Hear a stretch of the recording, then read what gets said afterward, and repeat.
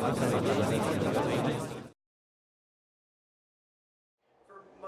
of my life, I was passionately for the death penalty and thought it was ordained by God and rooted in Scripture. And it's only more recently that I've really become compelled and moved, I think, by the Spirit of God to rethink that stuff. I think that the death penalty is about stories, and we tend to dehumanize people into numbers, and we try to sanitize these continually to act like we're not killing people, you know. But one of the folks I interviewed in the book was a former executioner and prison warden,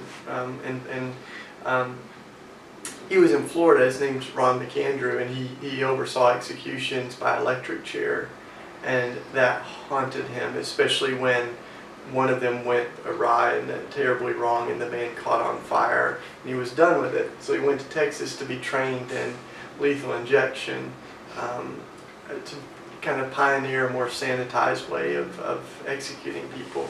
But he was still haunted as he oversaw lethal injection executions.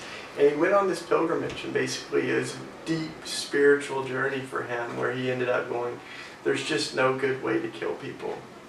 We were not meant to do this. It seems like after almost every horrific act of violence, grace and mercy and forgiveness have this opportunity to shine. Violence is the disease, not the cure. We don't want to see more violence. So after the Boston Marathon bombing, and there were these families, some of the most wounded people and those who were injured and killed, that said, we don't want the death penalty, you know. And after this, well, all the way back to Timothy McVeigh and the Oklahoma City bombing, the worst, one of the worst acts of domestic terrorism in our history. Bud Welch was one of those voices who I've come to just love.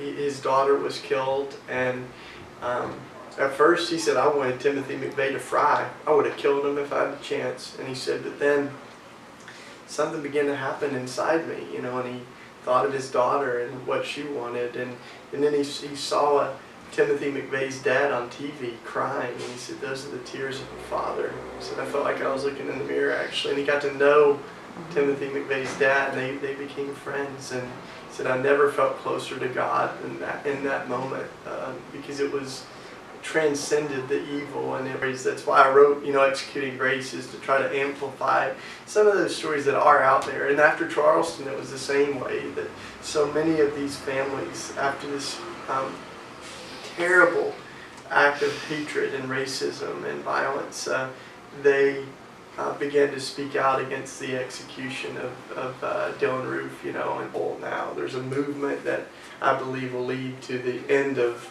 the death penalty in America. But it's also, the question is still about, what does real justice look like? What does it look like to try to get rid of violence? And that at the heart of, for me, is that we don't get rid of violence by reinforcing violence through the death penalty. You don't kill to show that killing is wrong, just as we don't rape people who rape to show that rape is wrong.